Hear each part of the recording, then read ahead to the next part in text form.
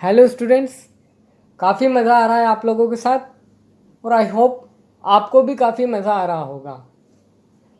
तो हमने पिछले लेसन में ऑर्थो और पैरा डायरेक्टिंग इफेक्ट के बारे में बात की थी, जहाँ एक्टिवेटिंग नेचर की बात हमारी चल रही थी, जहाँ वो बेंजीन रिंग को इलेक्ट्रोफिलिक सब्स्टिट्यूशन रिएक्शंस के लिए एक्टिवेट कर रहे थे। अब हम इस लेसन में कुछ एक डिफरेंट नेचर हम लोग पढ़ने जा रहे हैं, तो बिल्कुल ध्यान से इस चीज़ को समझिएगा। कोई भी चीज़ इसमें टफ नहीं है, सब कुछ इजी है। हम लोगों ने अब तक जो पढ़ा उसमें कुछ चीज़ टफ लगी क्या? बिल्कुल भी नहीं थी, क्योंकि हम सीरियल से हर चीज़ को एक्सप्लेन करते हुए चल रहे हैं। वैसे ही उसी कॉन्फिडेंस के साथ हम इस टॉपिक को भी स्टार्ट करते हैं। करें स्टार्ट? ठीक है।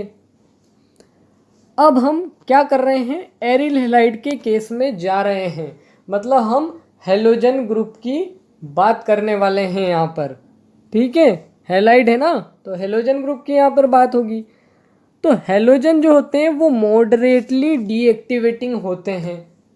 ठीक है, बट ध्यान रखना, मॉडरेटली डीएक्टिवेटिंग तो होते हैं, परंतु किस नेचर के होते हैं? ऑर्थो पैरा डायरेक्टिंग नेचर के ही होते हैं। अब ऐसा कैसे कि वहाँ पर तो हम लोग पढ़ रहे थे कि ऑर्थो पैरा डायरेक्टिंग के जो ग्रुप हैं वो रिंग को एक्टिवेट करते हैं, एक्टिवेटिंग नेचर के होते हैं, और यहाँ पर हम लोग पढ़ रहे हैं हेलोजन के बारे में, तो ये डीएक्टिवेटिंग है पर फिर भी ऑर्थो पैरा डायरेक्टिंग है।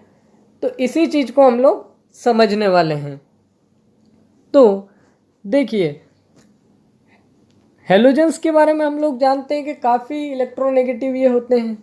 तो ये क्या करेंगे, इनकी इलेक्ट्रोनेगेटिविटी के कारण यहाँ इलेक्ट्रॉन डेंसिटी को अपनी ओर खींच लेंगे। किसके थ्रू? माइनस आई इफेक्ट के थ्रू, इंडक्टिव इफेक्ट के थ्रू। तो ये तो डीएक्टिवेट कर रहे हैं, यहाँ से तो क्लियर होता है। अब ये भी हम जानते हैं कि हेलोजन के पास एक बॉन्ड बनाने के बाद 3 लोन पेयर ऑफ इलेक्ट्रॉन बचे होते हैं। तो क्या ये प्लस एम इफेक्ट या मीजोमरिक इफेक्ट के थ्रू इस बेंजीन को भी तो इलेक्ट्रॉन सप्लाई कर सकता है, इसकी और इलेक्ट्रॉन डेंसिटी बढ़ा सकता है?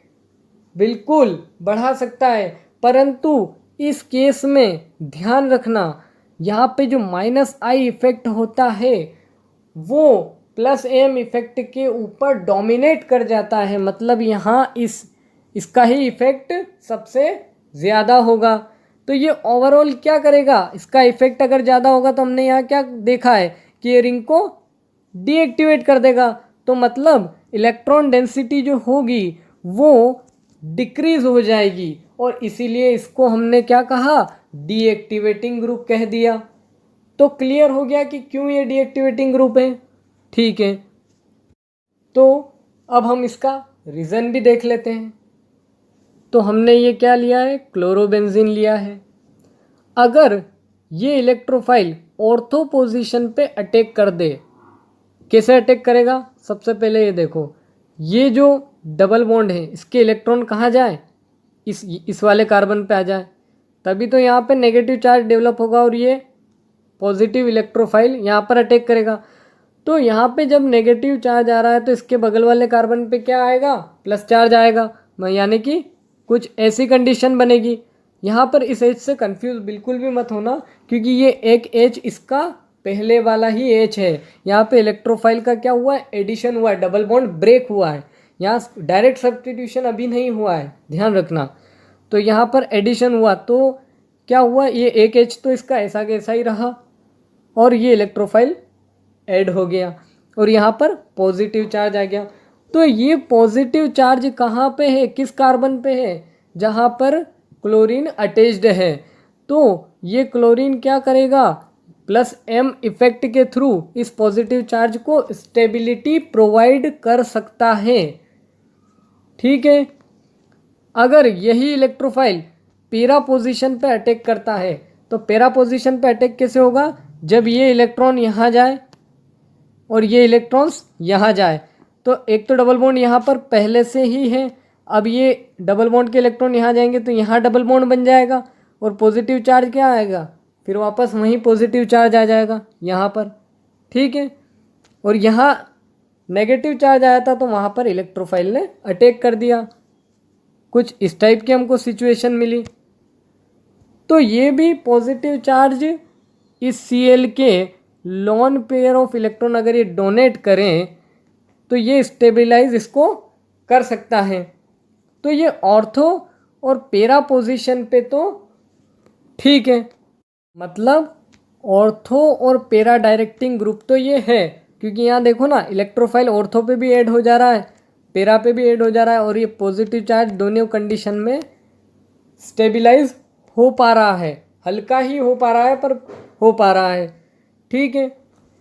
अगर ये इलेक्ट्रोफाइल अगर मेटा पोजीशन पे अटैक करना चाहे तो क्या होगा, क्या होगा, यहाँ पर पॉजिटिव चार्ज आ जाएगा। क्यों, क्योंकि जब यहाँ अटैक इसको करना है तो ये इलेक्ट्रॉन यहाँ शिफ्ट होंगे इस पॉजिटिव चार्ज को स्टेबलाइज करने के लिए, ये इलेक्ट्रॉन यहाँ शिफ्ट हुए, यहाँ शिफ्ट हुए। तो अब यहाँ पॉजिटिव चार्ज कहाँ पर आ रहा है, या तो ये पॉजिटिव चार्ज यहाँ आएगा और अगर इसने इसको वापस कॉन्जुगेशन में पार्टिसिपेट किया तो फिर यहाँ आ सकता है या यहाँ आ सकता है। तो तीनों ही कंडीशन में पॉजिटिव चार्ज कहाँ पे आ रहा है, उन कार्बन पे जिसके साथ डायरेक्टली क्लोरीन एटम अटैच्ड नहीं है।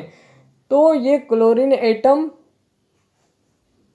इस प्रकार से एबल नहीं है कि वो अपने 3 इलेक्ट्रॉन पेयर्स में से एक इलेक्ट्रॉन पेयर्स को दे करके उस पॉजिटिव चार्ज को स्टेबलाइज कर सके, क्योंकि उसके लिए क्या कंडीशन होगी कि जब इस वाले कार्बन पे पॉजिटिव चार्ज आए।